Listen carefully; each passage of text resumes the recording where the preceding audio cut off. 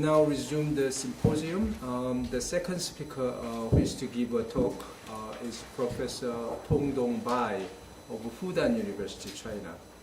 He is also a philosopher, but unlike most of us, has a bachelor in nuclear physics. He has a doctoral degree from Boston University.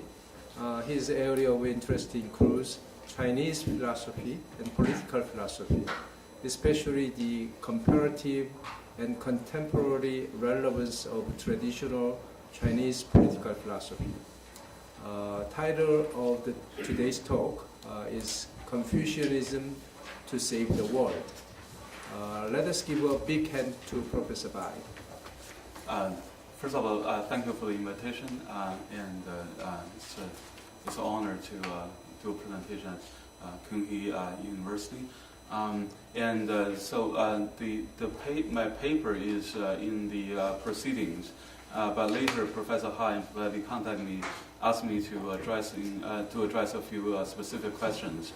So there's an outline here. So I'm going to go through the outline and not really through my paper, because in order to address the questions Professor Li and Professor Han raised. But it's actually the content, much of it is in the paper, but it's just that I'm trying to emphasize on different things. And so as mentioned, my interest is in the contemporary relevance of traditional Chinese philosophy. So first I'd like to just go over the fate of traditional Chinese thought in the past 150 years.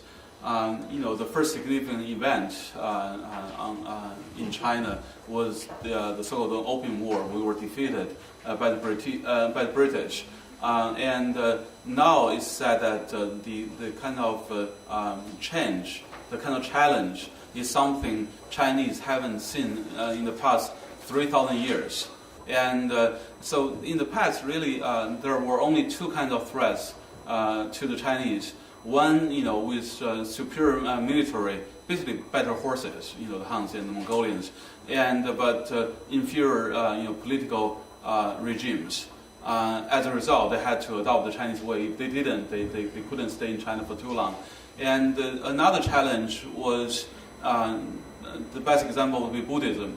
And Buddhism had at least a equally sophisticated culture, but it didn't have military power. And so gradually Chinese absorbed Buddhism, but because there's no military pressure, so it's a relatively easy case.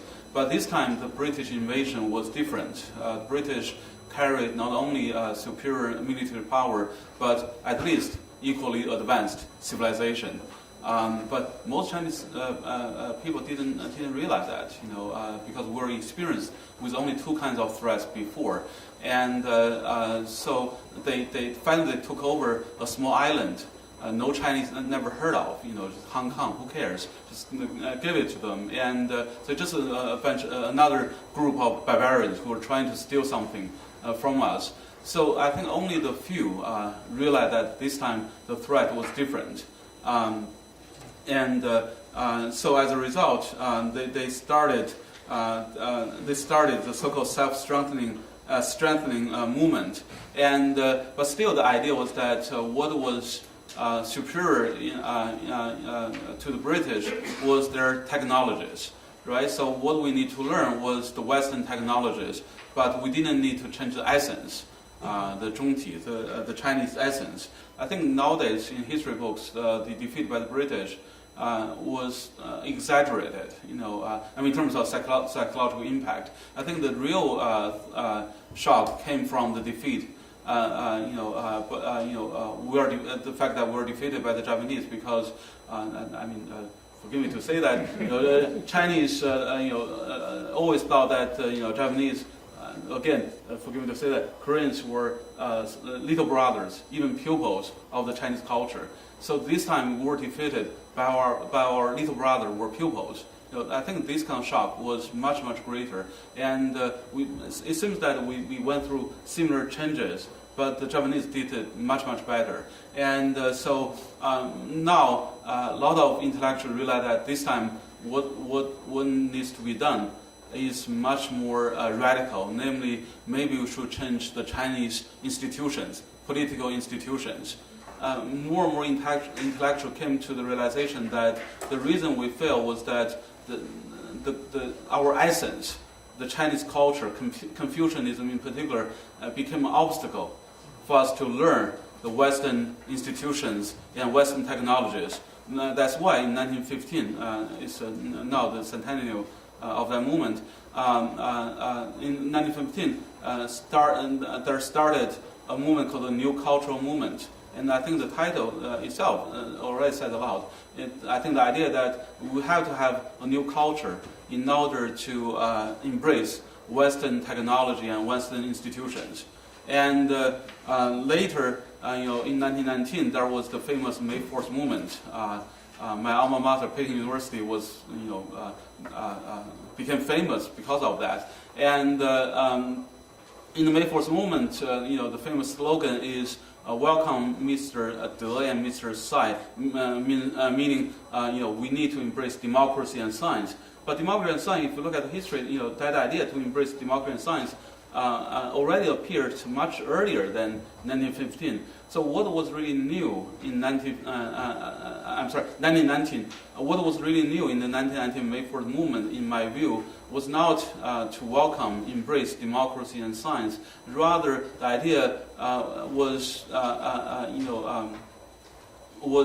again going back to the idea of new culture. You have to bring down the old culture, the old essence, in order to embrace the new. There is another slogan, "Down with the Confucian school," right? We have to bring down Confucian school in order to embrace Western institutions and technologies.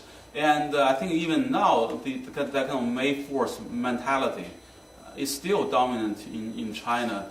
You just talk to any intellectual, I think 80% would give you the typical anti-tradition rhetoric. And irony here is that the kind of rhetoric was. I'm not intellectual historian. I could be wrong, but much of the rhetoric was used actually by the Japanese in their attempt to justify the war on Korea and China. On the one hand, the rhetoric is very discriminatory against Chinese, but deep down, it was very pro-Chinese tradition. And a lot of May 4th radicals only learned the anti-Chinese part. They didn't really appreciate the embrace of Chinese traditions in this kind of rhetoric. So today still, that kind of rhetoric is quite popular in China. So it's just funny on so many fronts. If this Chinese intellectual knew it was this kind of argument were made by Japanese jingoists, what would you feel? Because most of these Chinese were so-called liberals, right? And but the kind of rhetoric they're using is just the opposite to liberalism. And also they didn't even use it the right way, because they didn't appreciate the pro-tradition part of that rhetoric. And so the following history, we all know, the nationalists were also, radically anti-tradition, but they were not radical enough. The most radicals are the Chinese communists, and the Chinese communists finally won the Civil War, and they started the so-called New China. And then under Mao, I think Chinese tradition suffered the greatest loss, and the ultimate symbol is the Cultural Revolution. Cultural Revolution means we have to get rid of old traditional cultures, and Mao was pretty powerful, and he could actually carry out that plan. And so there are scholars who argue that maybe 30 years are greater than 5,000 years. 5,000 years being the legendary length of Chinese civilization. So 30 years under Mao had a greater impact on contemporary China than the 5,000 years of Chinese history. So in that sense, the next 30 years are not so much better for Chinese traditions or for anyone who is sympathetic to Chinese traditions. And of course, there is one good thing that comes out the second 30 years, namely, Chinese economy picks up, and thanks to the rising economy, now more and more Chinese people regain some kind of confidence. And their confidence, part of the confidence goes back to the confidence or faith in traditions. And so there is a Confucianism revival, or just traditional revival of traditions going on in China. And so in my view, this kind of revival is just natural when the economy becomes strong, when the state becomes strong. People tend to have confidence in what this state symbolizes. And therefore they go back to traditions to justify their legitimacy. So that's a typical story you often read in Western media. And a lot of Chinese liberals say the same thing. They say that the Confucians are always the underlings for emperors, for authoritarian regimes. And so now, communism doesn't sell anymore. Of course, the government will use what was best for the authoritarians, Confucianism, to support their governance. And so Chinese liberals give a similar kind of story about why there's a Confucian revival. And I think there's some truth to that claim. But the claim is a rather biased claim because, as I said, there is a sincere going back to tradition among middle class or just average Chinese people. And I think that return is just natural when economy becomes stronger. And moreover, even in terms of that biased view, maybe the government is using Confucianism to justify its legitimacy, but that kind of use is not necessarily a bad thing. And as I said, maybe they're not so sincere, but Mencius, Mengzi, in the Mencius said that, first of all, he criticized the hegemons at his times. He said these hegemons used, benevolence only as an excuse to conquer other states, to realize their self-interest, and so they're pretenders. In a way, they're borrowers. Using the term 假, so they pretend or they borrow benevolence in order to carry out their self-interested endeavors. But then, so after this criticism, then he said, but if they borrow or if they pretend long enough, what they're pretending to become will grow on them. And now there is sincere or sometimes insincere return to tradition and or the Chinese way. So the next issue is, so which Chinese way? Or if it's Confucianism, which Confucianism? Because nowadays there are a lot of people who defend the so-called China models. But what they're doing is to say that liberal democracy, free market economy are not the only way to go, are not the end of history. There are different ways of doing economy, doing politics. This is the Chinese way. And so when they talk about China models, they're trying to justify what the present Chinese government is doing. And so in my view, many of these kind of China models or arguments are rather ad hoc or post hoc. They're trying to justify something that has already happened. And their justification cannot, doesn't stand against any serious test. And so that's one problem. Also, they're trying to claim that what Chinese government is doing is quite unique. But if you look at the history of developing countries, we might discover that what Chinese government has been doing is not that unique. South Korea, Taiwan, Chile, a lot of countries have gone through this kind of stage. And in my own view, if we keep doing what we have been doing, we're going to be in trouble not very far down the road. And finally, this kind of China model talk, in a way, is politically incorrect in the sense that it's often used to justify everything the Chinese government is doing. But clearly, there are a lot of oppressions, social injustices, and China models are often used to justify those things. But in a way, I can be sympathetic to that kind of China model talks because it's in a way their reaction to the other extreme.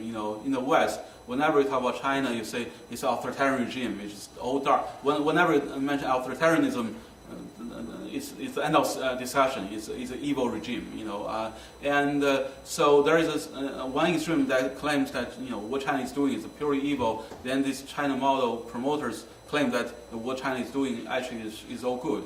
And so in that sense, I have a little bit sympathy to this kind of China model stuff because it's a reaction to another extreme.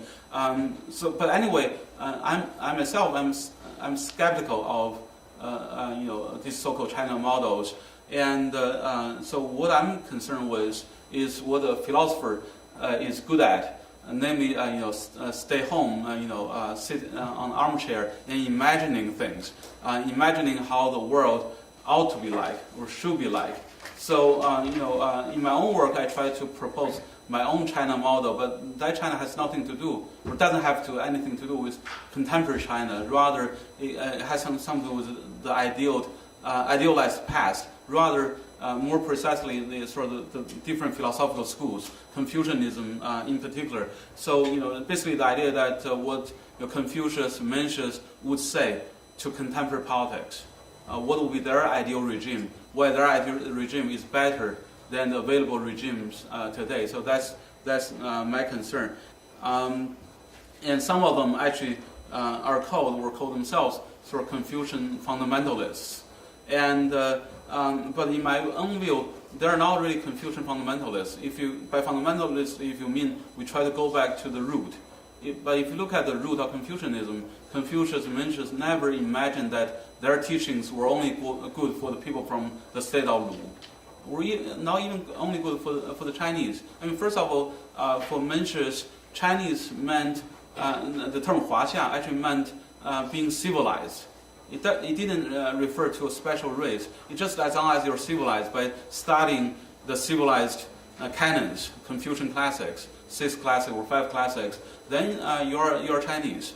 And his teachings are in that sense for all the Chinese. But by Chinese means, but his Chinese for him means civilized people. So for him, all the civilized people can embrace what he's promoting. And Confucius even said that even he went to a barbaric place, he could change their barbaric ways by his teaching of the civilization. And so if we go back to the Confucian root, Confucianism has always been meant to be a universal teaching. And so in a way, here lies another irony, namely a lot of contemporary Confucian traditionalists or Confucian conservatives claim that Confucianism is what defines our Chineseness. And that view actually was first introduced not by traditionalists, rather by the anti-traditionalists. Because before Chinese intellectuals, scholar official, they all believed that the Confucian way was universal. And then many of them were made to realize that there are different ways of doing politics. There are different equally advanced cultures. And then gradually they come to the realization that maybe Confucianism is only a particular culture, particular to the Chinese. And then for the radicals, they're actually particularly, not only is Confucianism a particular culture, particular to the Chinese, but actually it is a particular bad culture to the Chinese, something we have to get rid of. So actually, the idea that Confucianism is particular to the Chinese actually was promoted by the radicals. And now the conservatives pick up this rhetoric, using it to to try to preserve our Chineseness. And so in a way, it's a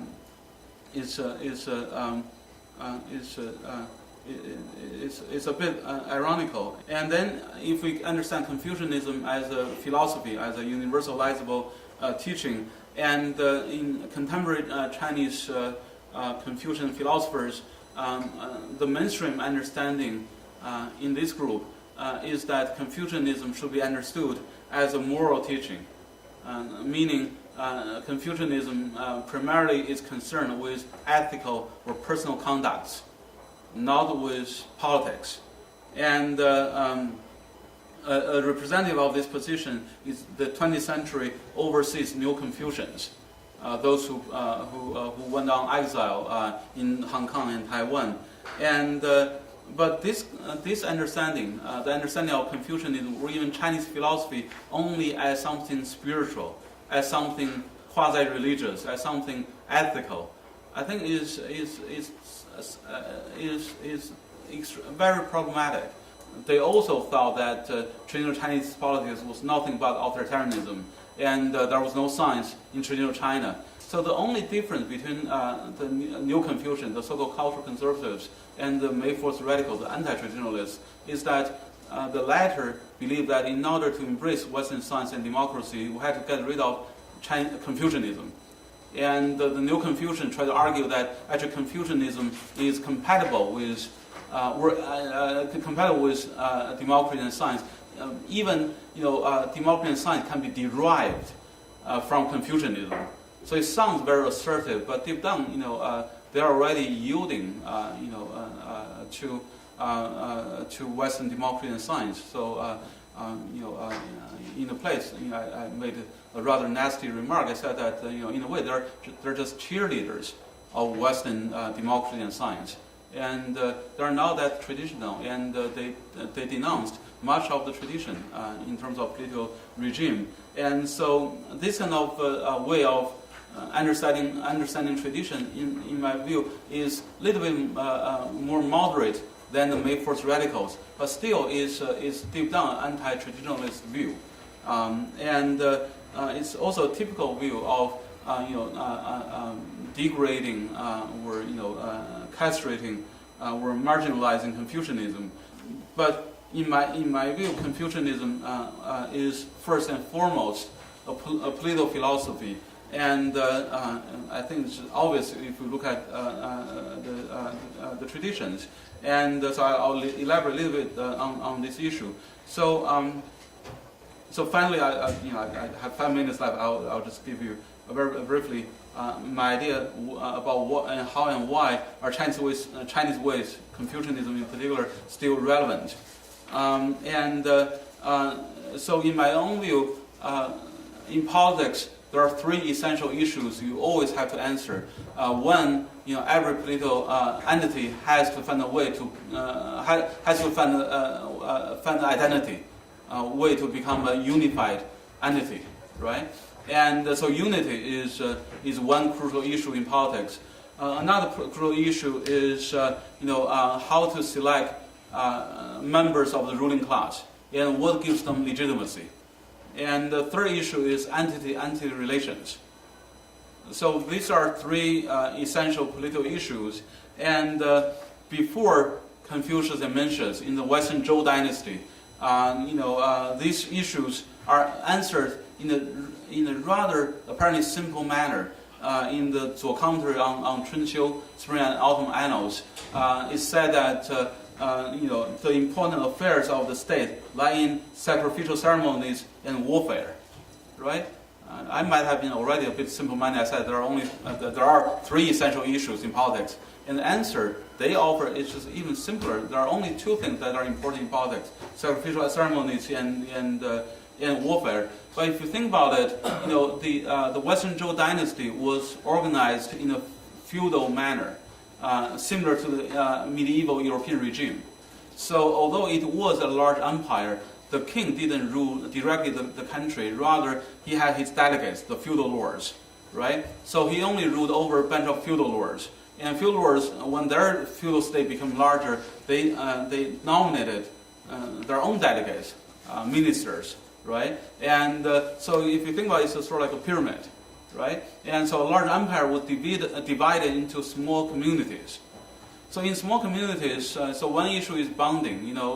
Sacrificial ceremonies. What sacrificial ceremonies do is bring all these noblemen, a handful of feudal lords and the king together, right, to perform a ceremony. It's just sort of like, especially in East Asia, we go out and have a drinking party, right, to have connection with our colleagues and friends.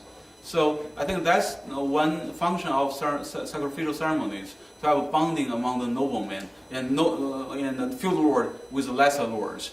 And so that's one issue. And another issue is political legitimacy. So why should you be the king of the whole empire and not me? And in the sacrificial ceremony, they will pay respect to their ancestors. When they do that, actually, implicitly, the legitimate issue is answered. So why should I be the king? Because my great-grandfather was the king.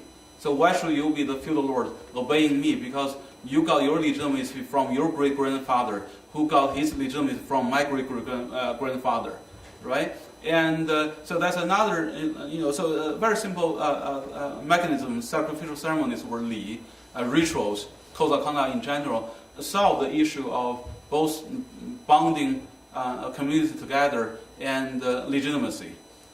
Then, if there are quarrels among feudal lords, still the king would be the final arbiter. So it still belongs to the realm of sacrificial ceremonies or li.